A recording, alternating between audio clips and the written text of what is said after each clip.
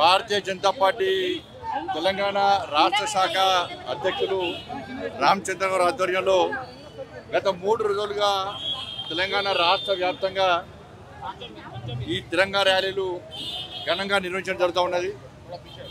79వ స్వాతంత్ర దినోత్సవాన్ని పురస్కరించుకొని దేశవ్యాప్తంగా మా జాతీయ నాయకత్వం ఏదైతే పిలుపునిచ్చిందో దానికి అనుగుణంగా తెలంగాణ రాష్ట్రంలో ఈ కార్యక్రమం చెప్పడం జరుగుతున్నది. నిన్న కూడా నెక్లెస్ రోడ్లో వేలాది మంది విద్యార్థులు, యువకులు, భారతీయ జనతా పార్టీ నాయకులు అందరు కలిసి కూడా వేలాది మంది జాతీయ జెండాలు చేతబట్టి బ్రహ్మాండమైన తిరంగ ర్యాలీ నిర్వహించడం జరిగింది.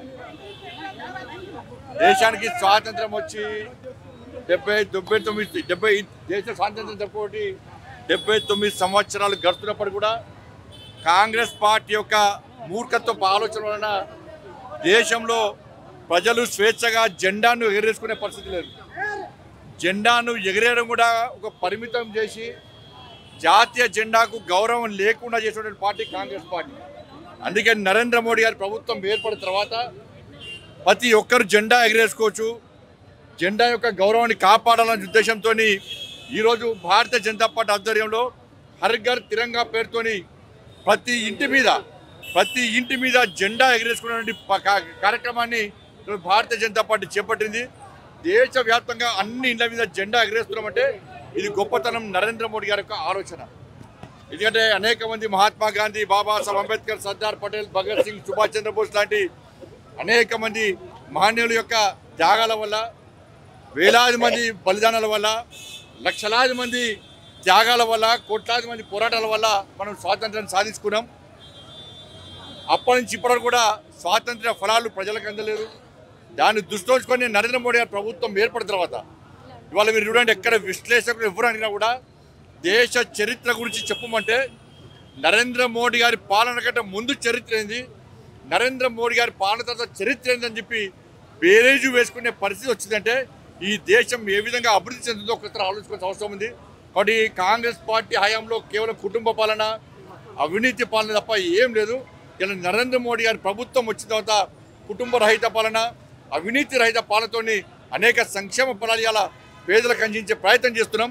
దేశం అభివృద్ధిలో ముందుకు పోతున్నది. మన దేశం కోసం త్యాగం చేసిన పార్టీ భారతీయ జనతా పార్టీ.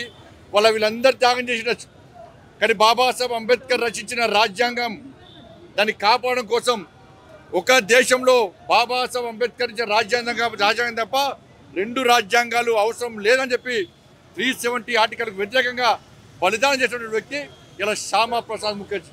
వాళ్ళు ఇలాంటి మహనీయులను స్ఫూర్తి చేసుకొని మేమందరం ముందుకు పోతున్నాం. ఈరోజు స్వాతంత్ర దినోత్సవం సందర్భంగా కూడా తెలంగాణ రాష్ట్ర వ్యాప్తంగా ఇలా ఘనంగా ఇలా భారతీయ జనతా పార్టీ కార్యకర్తలు ఈ పండుగ నిర్వహించుకుంటా ఉన్నారు. తెలంగాణలో Marwadi go back, Gujarati go back అన్న స్లోగన్ తీసుకున్నారు. వాళ్ళందరికీ Marwadi go back, Gujarati go back అని ఇక్కడ ఉన్నటువంటి వ్యాపారాలకు నష్టం జరుగుతుందనేది వాళ్ళ స్లోగన్. ఏ నష్టము ఇది? కొంతమంది కమ్యూనిస్టుల ముసుగులో కమ్యూనిస్టుల జెండా మీద కాంగ్రెస్, బీఆర్ఎస్, ఎంఏం పార్టీలు కలిసి ఆడుతున్న నాటకాలు. ఇవాళ గుజరాతీలు హిందూ ధర్మాన్ని, సనాతన ధర్మాన్ని కాపాడే వ్యక్తులు కాబట్టి వాళ్ళందరూ భారతీయ జనతా పార్టీకి అనుకూలంగా ఉంటారు, హిందూ ధర్మానికి అనుకూలంగా ఉంటారని చెప్పి ఒక ప్లాన్ ప్రకారం ఇదంతా జరుగుతున్నది. ఇలా గుజరాతీలు ఈ సంపద దోచుకొని రాలే, అధికారం కోసం ఇలా వస్తలేరు. మాకు అధికారం కావాలని వాళ్ళు అంటలేరు. ఇవాళ మాకు ఈ తెలంగాణ సంపద దోచుకోవడం కోసం వస్తలేరు. వాళ్ళు వ్యాపారాలు చేసుకుంటున్నారు. దానివల్ల తెలంగాణ జీడిపి పెరిగింది. వాళ్ళు వ్యాపారాలు చేసుకుంటున్నారు. దేనికోసం పోయి వెళ్ళదంటారు. ఇవాళ ఈ దేశంలో ఏ ప్రాంతంలోనైనా ఎవరైనా నివసించే హక్కు ఉన్నది. తెలంగాణకు సంబంధించి చాలామంది ఇతర రాష్ట్రాల్లో ఉంటున్నారు. వాళ్ళదంటురా మరి తెలంగాణ ప్రజలు దీన్ని క్షమించరు. ఇలా వాళ్ళ సిగ్గుంట కొంచెమన్నా హక్కాలు ఉంటే వాళ్ళు అనేక మంది రోహింగ్యాలు వచ్చి ఈ హైదరాబాద్లో ఉంటున్నారు. వాళ్ళ గురించి మాట్లాడమని చెప్పండి. వాని వల్ల ఇలా తెలంగాణ ముఖ్యంగా హైదరాబాదు పాత బస్తీ అనేది, హైదరాబాద్ అనేది ఐఎస్ఏ అడ్డాగా మారింది. అనేక బాంబ్ బ్లాస్ట్ జరిగినాయి, అనేక నివేదికలు వస్తున్నాయి. ఇవాళ ఇతర దేశాల నుంచి రోహింగ్యాలు వచ్చి ఉన్నారు. ఇవాళ బీఆర్ఎస్ పార్టీ షెల్టర్ ఇచ్చింది, కాంగ్రెస్ పార్టీ పెంచి పోషిస్తున్నది. వాళ్ళ వల్ల థ్రెట్ ఉన్నది. ఎప్పటికైనా ఇబ్బందులు రావచ్చు ఇలా తెలంగాణ రాష్ట్రానికి. వాళ్ళ గురించి మాట్లాడమని చెప్పండి.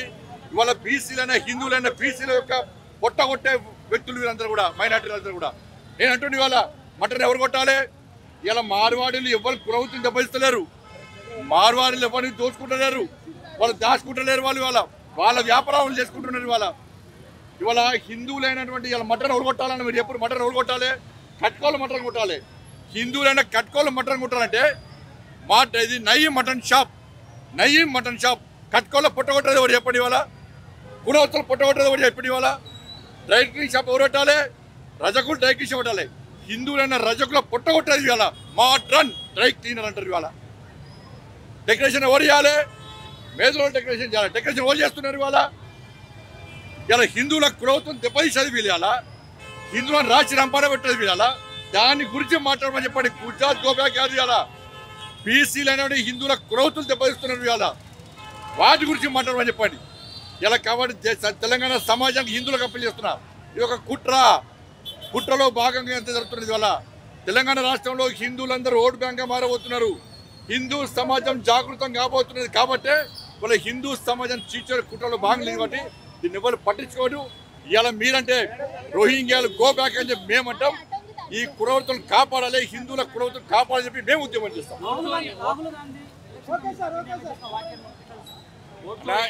ఎలక్షన్ కాదని ఒకటి అంటున్నా, ఓటు తొలగించేది, ఓట్లను యాడ్ చేసేది ఎవరు? ఎలక్షన్ కమిషన్ కు భారతీయ జనతా పార్టీకి నరేంద్ర మోడీ గారికి సంబంధం ఏంటో నడుతున్నారు. ఎలక్షన్ కమిషన్ ఒక రాజ్యాంగబద్ధ సంస్థ. ఇవాళ ఎలక్షన్లు వాళ్ళకు వచ్చిన ఫిర్యాదుల మేరకు, వాళ్ళకున్న ఆలోచన మేరకు తొలగించడము, చేర్చడము వాళ్ళ పరిధిలో ఉంటుంది. ఎక్కడైనా ఫిర్యాదు ఉంటే పోయి వాళ్ళ ఫిర్యాదు చేస్తే దాన్ని సరి చేసే అవకాశం, ఆలోచన వాళ్ళు చేస్తారు. దాన్ని పట్టుకొని ఇవాళ మీరు ఇవాళ తొలగిస్తున్నారు, చేస్తున్నారు కదా. నిజంగా మేమే చేర్చుకోవడము, తొలగించడం మా చేతిలో ఉండదంటే 240 సీట్లు ఎందుకు వస్తాయన్నా మాకు? ఇలా ఇండియా అలయన్స్ ఈ కలగురగా అంతా కలిపి 240 వచ్చినాయి, మాకు 230 వచ్చినాయి. మాకు 240 సీట్లు ఎందుకు వస్తాయి? మొత్తం మేమే వేసుకుంటాం కదా. తెలంగాణ రాష్ట్రంలో అధికారులు మేమే వస్తాం కదా, కర్ణాటకలో మేమే వస్తాం కదా, హిమాచల్ ప్రదేశ్లో మేమే వస్తాం కదా, వాళ్ళ దేశంలో మేమే వస్తాం కదా. అంటే ఇన్ని 60 సంవత్సరాలు తెలంగాణ రాష్ట్రం ఈ దేశాన్ని కాంగ్రెస్ పార్టీ పాలించింది. అంటే బ్యాలెట్ అన్ని వాళ్ళు వేసుకున్నట, వాళ్ళు చేస్తే సంసారం, ఇంకోళ్ళు చేస్తే వ్యభిచారం. ఇవాళ ఇదంతా కరెక్ట్ పద్ధతి కాదు. ఇవాళ హైదరాబాద్ ఓల్డ్ సిటీలో ఒక్క ఇంటిలో 300 ఓట్లు ఉన్నాయి. ఇది తీసేయాలన్నా వద్దా? కాంగ్రెస్ పార్టీ స్పష్టం చేయాలి. ఒక్క ఇంటిలో 300 ఓట్లు ఉన్నాయి, ఇది తీసేయాలన్నా వద్దా చెప్పాలి. అది ఎలక్షన్ కమిషన్ యొక్క బాధ్యత. దాన్ని పట్టుకొని ఇవాళ ఓటు తీరా వాళ్ళకి అనుకూలంగా వస్తానో ఈవీఎంలు బ్యాలెట్ చాలా మంచిది, వాళ్ళకి వ్యతిరేకంగా వస్తే ఇదో స్కామ్ అంటారు. కాబట్టి ఇట్లా అనుకుంటే, ఇట్లా ఆలోచన ఉంటే ఇవాళ భారతీయ జనతా పార్టీ వాళ్ళు అరే వచ్చి 10 సంవత్సరాలు కాలే ఇప్పుడే గింత ఏడు బామిది బీజేపీ మీద, మోడీ గారి మీద 60 సంవత్సరాలు దేశాన్ని దోచుకున్నారు. ఎట్లా దోచుకున్నారు? మీరు ఎట్లా అధికారంలోకి వచ్చి అడిగినాం ఎప్పుడన్నా? ఈవీఎంలు తప్పు, బ్యాలెట్ తప్పు, మీరు రిక్కింగ్ చేసిరన్నా మేము ఎప్పుడైనా? కాబట్టి ఇదంతా తప్పుడు ప్రచారం చేసి ప్రజలను నమ్మించలేరు. బీహార్లో మీరు ఎన్ని కుట్ర చేసినా మీ అబద్ధాలను ప్రజలు నమ్మరు. ఇలా వాస్తవ బీహార్లో వచ్చేది ఎన్డీఏ ప్రభుత్వం, భారతీయ జనతా పార్టీ ప్రభుత్వం ఏదన్నా అదే ఇప్పుడు. కాబట్టి ఇవన్నీ కూడా పార్లమెంటులో ప్రజా సమస్యలు చర్చించాలి. ఇలా కాంగ్రెస్ పార్టీకి ఎక్కువ సీట్లు ఇస్తే కాంగ్రెస్ పార్టీ ఏం చేస్తుంది? వాళ్ళ పార్లమెంట్ నిర్వహిస్తలేదు. అందుకే ఇలా రాహుల్ గాంధీకి దీని మీద ఐడియా లేదు. రాహుల్ గాంధీ అవగాహన రహిత వల్లనే కాంగ్రెస్ పార్టీ కుక్కలు చెప్పిన విస్తరణ లెక్క అయింది. రాబోయే రోజు అదే జరుగుతుంది. థ్యాంక్ యూ అన్న.